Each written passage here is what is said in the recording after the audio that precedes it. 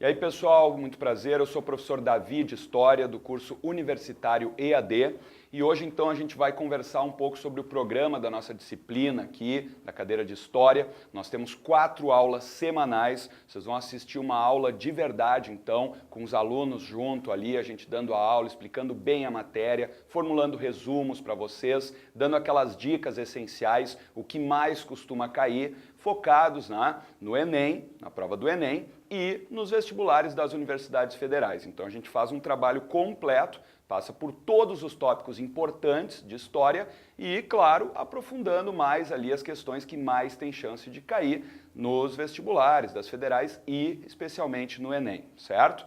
Então a gente começa a história, sempre tem aquela questão cronológica, que é bom para organizar as ideias, né? Então a gente começa trabalhando sempre os primórdios, pré-história. A gente fala também um pouco de teoria da história, que é muito importante para o Enem. O pessoal não costuma trabalhar, mas a gente trabalha sempre aqui. Antes de pré-história já trabalha alguns conceitos de teoria da história, pegando inclusive conceitos da antropologia, a gente faz aquela questão da interdisciplinaridade, né? Então, antropologia, sociologia, vai juntando ali alguns conceitos importantes e aí a gente entra na pré-história.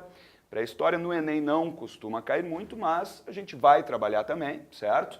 E aí, chegando em história antiga, por exemplo, a gente vai trabalhar a Antiguidade Oriental, Egito, Mesopotâmia, fenícios, hebreus, persas, mas focando em Grécia e Roma. Por quê? Porque o Enem aborda muito Grécia e Roma. Sempre cai alguma questão envolvendo Grécia, Roma, conceitos como democracia, em Atenas, a origem da democracia, a questão da escravidão. A questão da escravidão cai muito nas provas e aí é importante, e a gente faz essa diferenciação para vocês, entender a diferença entre a escravidão, por exemplo, na história antiga, Grécia e Roma, que não havia a questão étnica envolvida, e a escravidão, por exemplo, da Idade Moderna, a escravidão no Brasil, que vai envolver mais a questão dos africanos, certo? E aí a gente vai entender bem aqui os conceitos de democracia, cidadania, escravidão, certo?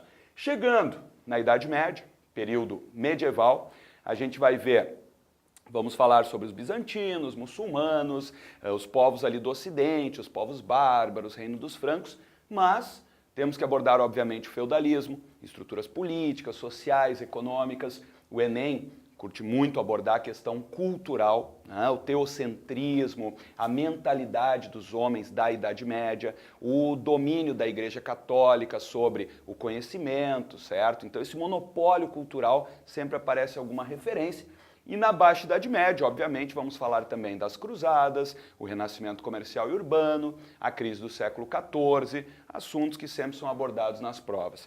Depois, em Idade Moderna, aqui, a gente vai trabalhar, então, os novos valores que surgem com o Renascimento, o declínio da Igreja Católica e a contestação que vai surgir com a Reforma, a Contra-Reforma, o absolutismo, as estruturas políticas, então, as monarquias absolutistas europeias, e chegando nas grandes navegações, ou a expansão marítima e comercial europeia, aí a gente já vai linkar com outros assuntos importantes. Por exemplo, o Enem aborda muito, sempre aparece alguma coisa de história da África, tá? Que tradicionalmente não se trabalha, enfim, nas escolas. Nós vamos trabalhar aqui história da África, tanto a questão das navegações, os reinos africanos que existiam nesse período, como depois também a gente vai pegar na época do imperialismo, lá no século XIX, e a África vai ser bem importante também, né? Então, tudo isso a gente vai abordar, então, história da África, cultura dos povos africanos. Obviamente, a gente vai falar também de África relacionando com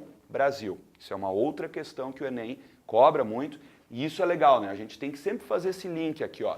A partir das navegações e tal, começa o Brasil colônia. 1500, claro, aquela visão eurocêntrica, vamos debater esses conceitos também, pô, isso é uma visão eurocêntrica.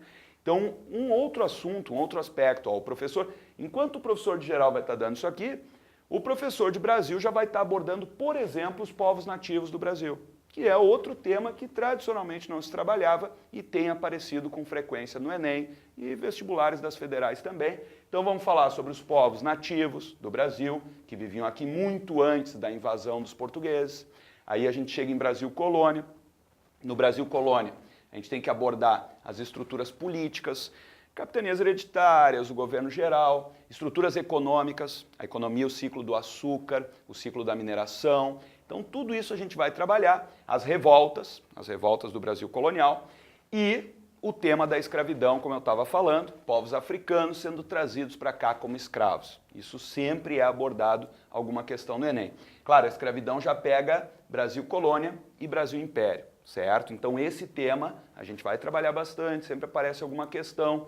No final, por exemplo, do Brasil império, no fim do segundo reinado, tem toda aquela questão do movimento abolicionista, a contestação à escravidão, as leis abolicionistas, lei do ventre livre, lei do sexagenário, certo? Então tudo isso a gente vai trabalhar. Ao final do Brasil colônia, nós temos o chamado período joanino, quando a família real portuguesa vem para o Brasil, e aqui é outro item, outro tópico que eles gostam de abordar, o processo de independência do Brasil, como o Brasil foi mudando e acaba se tornando independente, então, em 1822. Lembrando, o que está acontecendo em História Geral? Enquanto isso, o professor de História Geral vai estar trabalhando História Contemporânea já, o Iluminismo, esse movimento que vai trazer novos valores, rompendo de uma vez por todas com os valores medievais, radicalizando os valores do Renascimento. O Iluminismo vai levar a Revolução Francesa e a Revolução Industrial. Lembrando, isso aqui é chamado, então, pelo grande historiador Hobsbawm, de a dupla revolução, que vai nos levar à Idade Contemporânea. A Revolução Francesa, por exemplo, e o Iluminismo, vão trazer os valores de cidadania, igualdade, que a gente tem até hoje como valores da nossa sociedade. Por isso eles inauguram a Idade Contemporânea, essa ideia de que todos são cidadãos, certo? Isso é outra questão, conceitos de cidadania que o Enem aborda muito, então nós vamos falar sobre isso em aula, certo? Em geral aqui, ó, a gente vai ver também as independências, e aí linkando aqui, ó, com a independência do Brasil, mas também abordando a história da América Espanhola, por exemplo. As independências da América Espanhola, os líderes das independências da América Espanhola, do Haiti é um caso clássico, história dos Estados Unidos, a independência dos Estados Unidos, as revoluções liberais do século XIX e o imperialismo, que é consequência da Revolução Industrial, e toda a ideologia que vem junto com o imperialismo. Ao mesmo tempo, em Brasil, veremos Brasil Império, primeiro reinado, período regencial, segundo reinado, que cai bastante, o café, a economia do café, a Guerra do Paraguai e toda a questão abolicionista que vai levar à crise do Império. E está relacionado, então, à derrubada da monarquia e à proclamação da República, certo? Por meio de um golpe ali, os militares, enfim, e aí começa, então, a República Velha, primeiro período. Lembrando, República Velha já vamos entrar no século XX aqui. O século XX, em História Geral, cai muito também, cai muito em provas, principalmente contemporânea. O Enem costuma abordar bastante. Então aqui, ó, no século XX, o que a gente vai ver? Primeira e Segunda Guerra Mundial. Tá? A Primeira Guerra é consequência do imperialismo. A Segunda Guerra, para entender, a gente vai ter que aprofundar o entre-guerras. Nazismo, fascismo, crise de 29, Revolução Russa, as revoluções do século XX também, é outro assunto que a gente vai abordar.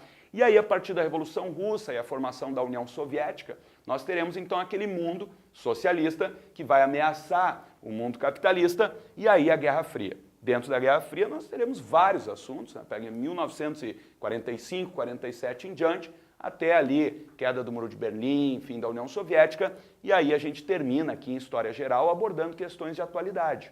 E em Brasil, vamos dar uma passada então pela República Velha, os coronéis, café com leite, Era Vargas depois, Era Vargas é importante para o Enem, leis trabalhistas, movimentos sociais, todas essas questões. Depois vem o populismo, onde tem ainda o último governo do Vargas, tem o Juscelino Kubitschek, desenvolvimentismo, e aí o golpe de 64, que inaugura a ditadura civil-militar.